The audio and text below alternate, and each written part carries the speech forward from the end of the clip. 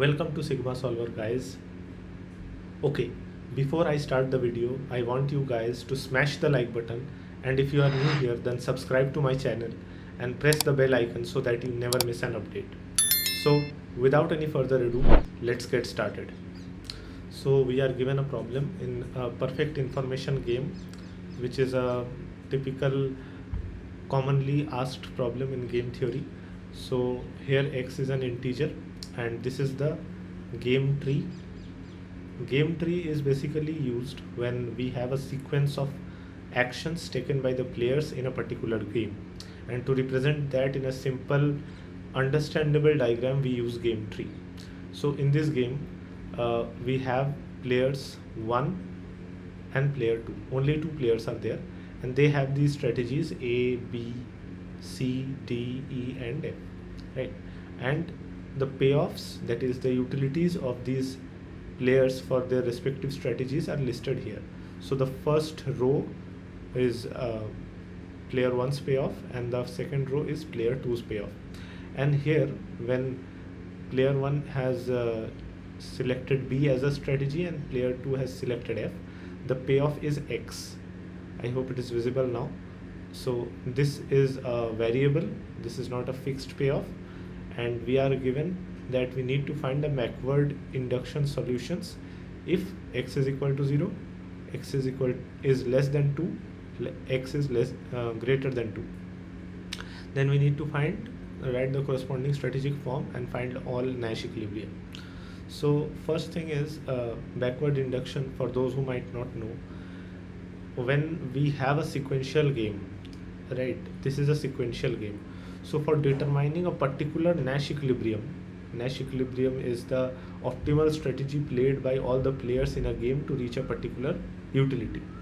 So in order to do that, since a sequence is involved in this game, we will first tackle the smaller game, that is the subgame of this entire game. Then you can say in a recursive fashion we will go up in the game tree and try to find out the solution to the entire game tree.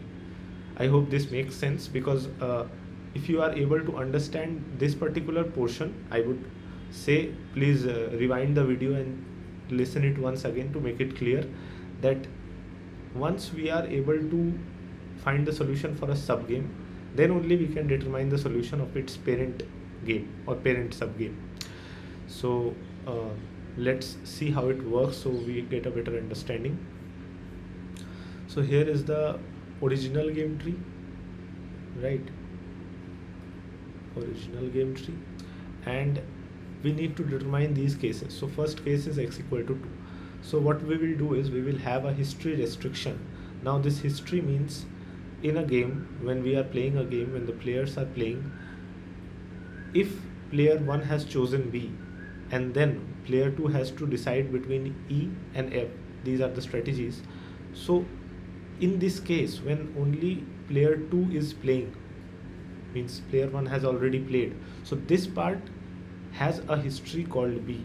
Why B? Because player 1 has played B, then only this particular subgame has arrived. So in that case, when x is equal to 2, in history restriction B, P2 is going to choose F. Now why is P2 going to choose F? Because you can see that payoff for F is greater than payoff of E, right? So player 2 will opt for the higher payoff and it will go for F. Similarly, since player 2 has already chosen F, so player 1 literally cannot do anything because he has already chosen B. So in this case, in this particular subgame, the payoff of player 1 will be 2. Now we will check for, we have checked for B, now we will check for A. So in this case, as I mentioned, that this will be the subgame, right? This will be the subgame which we have arrived. Now when the restriction is at A, means player 1 has chosen A and now player B and now player 2 has to decide. Player 1 has chosen A and player 2 will decide between C and D. So when player 2 will decide, it will obviously choose 5 because it is greater than 0. So C is booked. Now if C is booked, then payoff for player 1 will be 2. there is not much player 1 can help here as well. So this is the case when history restriction is at A, right? But now we come to the main part, which is the entire subgame, right? We have already discussed the subgames, that is the smaller games in this perfect information game. Now we will check for the entire subtree. So in the entire subtree, we will use the information which we discovered previously. That is, when player 2 with history restriction B, player 1 will have payoff 2, and with history restriction at A, player 1 will have payoff 2 again. So when we choose phi, history phi, we are at the root node. Root node corresponds to this node. Okay, so in this node, we can see that player 1, if he chooses A, then the payoff will be 2, and if he chooses B, it will be 2 again, right? Because as we saw in the previous two cases, it is 2 on both sides. Hence P1 is indifferent, so both of them will be the Nash equilibrium. Nash equilibrium is when each of the players are bound to choose only that particular strategy, because no other strategy provides benefit to exclusively to any player.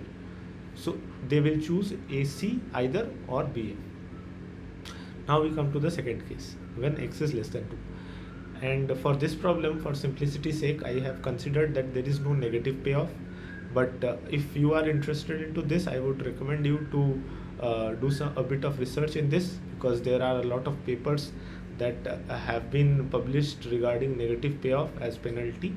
And if you find that useful, you might check it out as well. But for the beginner level of this video, I would stick to non-negative payoff, right? So here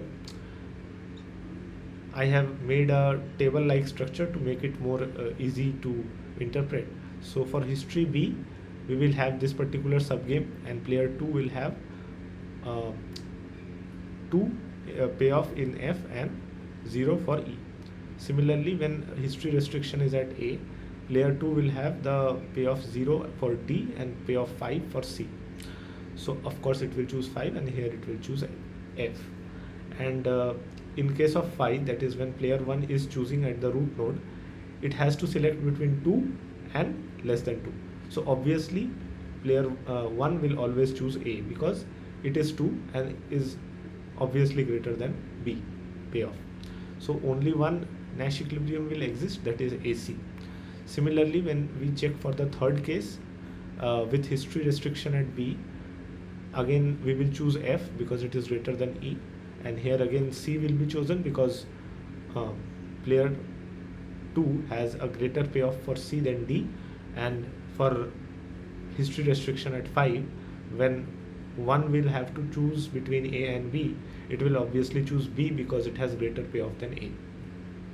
So there will only be one Nash equilibrium as well in this case, which is BF, because player 1 will choose B and player 2 after that will choose F. So now we come to the second part of the problem, which is write the corresponding strategic form and find all Nash equilibria. Now one thing which I want you guys to pay attention is strategic form is same as normal form. Normal form, as we all know, is a tabular format in which we represent the payoffs for the players, and all their respective strategies are the columns for each particular player 2 or player 1 either, and the rows are respectively the other players' choices. So that is the strategic form or normal form, you can tell, and by that we need to determine the Nash equilibria. So let's have a look. So when x is equal to 2, we will see that the strategies for player 2 are mentioned here and strategies for player 1 are mentioned here. So we can see that there will be many blank spaces in this game.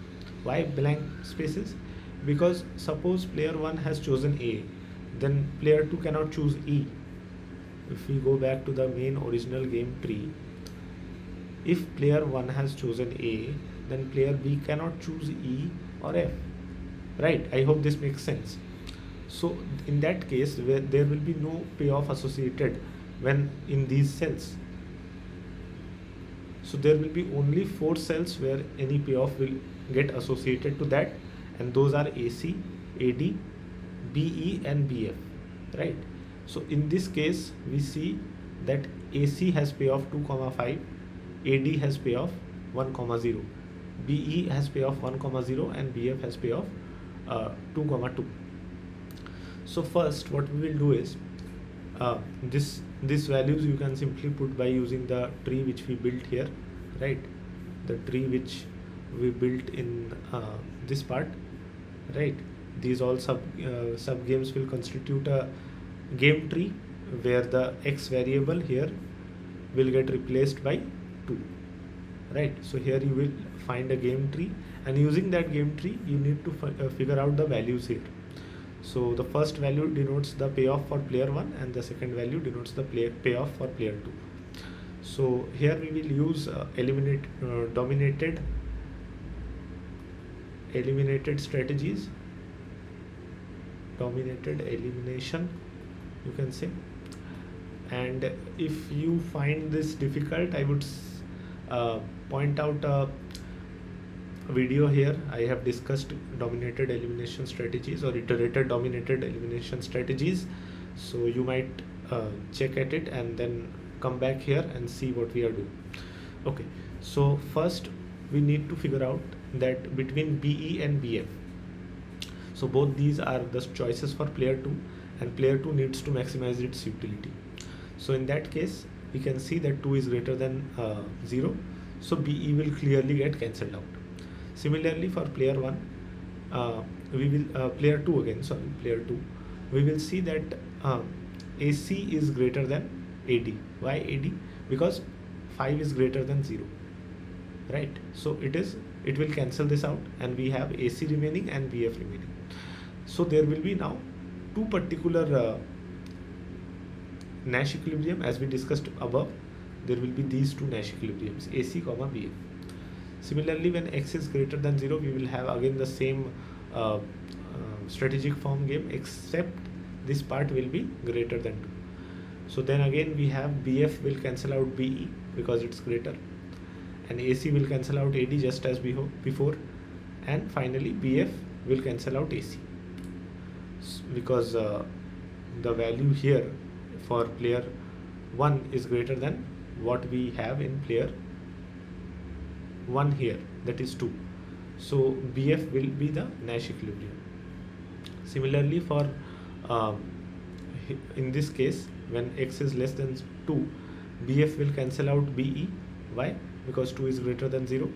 And similarly the previous one, and AC will cancel out BF this time because you might see that 2 is greater than less than 2, right?